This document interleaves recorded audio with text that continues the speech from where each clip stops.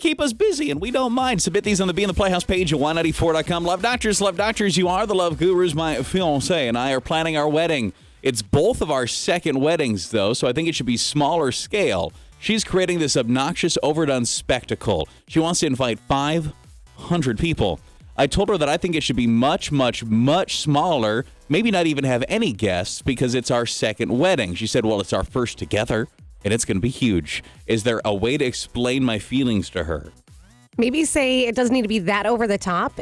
It is, though, their first wedding together. Just you had 2 failed marriages. This is something you do, I think you celebrate. So you have a wedding, have people there. I don't think you have no one, but just say, I don't want to have as large of a crowd. 500 people, though? That's a lot. That is a lot of people. That is a lot of people. Sorry, Mama. Not going to happen. Like, yeah, you got to scale it down a little bit. That's what I would just have that conversation. Be like, I love you, and it's our first wedding. And that's the thing, is I love you. I don't love all the other people who don't care to come or feel pressured to come, and then they're not going to even, what's going to be the benefit of it? You've had 2 marriages. You already got all the wedding gifts that you've split it from the other ones. Yeah, so you don't need extra stuff. Yeah, here's the nice thing. There's a lot of compromise room here from having nobody there to having 500 people there. You meet anywhere in the middle. Each of you is, given a little bit. You could go smaller and still probably appease her. Yeah. Love Doctors, you are the love gurus. Every time I break something in the house, which unfortunately is often, my wife says, you broke mine. She always says it's hers, not ours. I broke my. Why is everything hers and nothing is mine? Well, is it stuff she had previous to the relationship? Are they things she bought? Especially if you're doing laundry for her and maybe you shrink all of her clothes or maybe you broke her curling iron. If you're constantly breaking these items, maybe she thinks you're breaking her stuff on purpose. That's how I would look at it. How is he constantly ruining my clothes but not his? Breaking my grooming products and not his? So maybe just say to her, I'm sorry, I don't mean to break these things on purpose, and it always seems like I'm breaking your stuff and not mine. Put your curling iron away, that's all I would say. Hey, they get hot.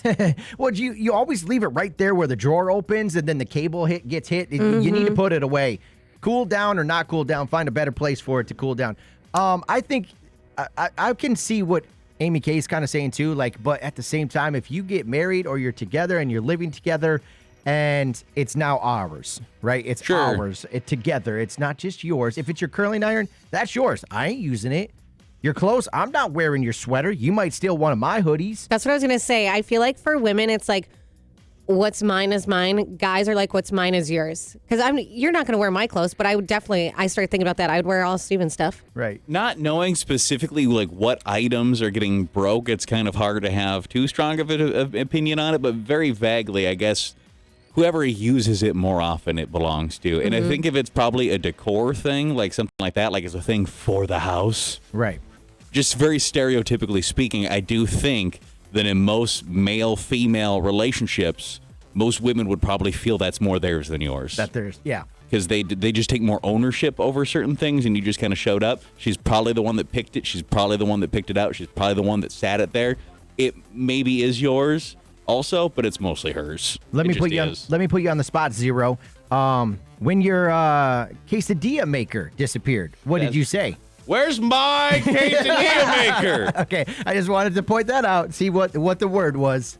But if it's like a vase or something, let's be honest, that might be like both of your vase. It's her vase. It's her vase, yeah. So just be comfortable with it. Now, if she's getting rid of your quesadilla maker or your whatever it is that is actually yours, that you actually get to help contribute to in life, which isn't very much, because let's face it, if the blender breaks or the Vitamix breaks, how many times are you actually making a smoothie out of that? I've never made. Jada made smoothies for me. I'm not making them.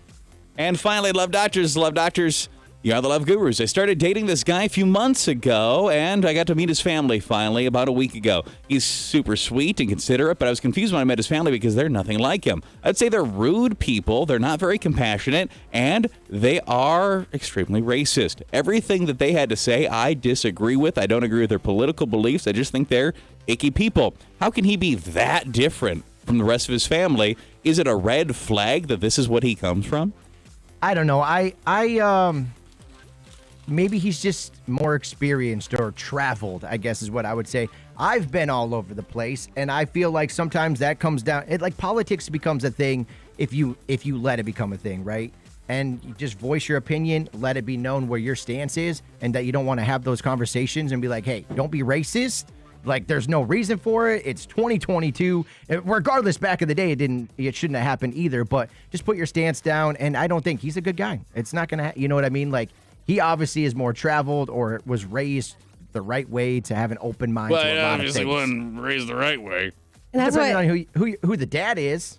I don't think it's a red flag. I think he is just more open-minded. I'm surprised, though, he didn't mention it to you. Like, hey, my family kind of sucks. Yeah, don't judge me based on them. I'm not like that. But maybe you can mention it. Bring it up. Be like, well, you're really not like your family, are you?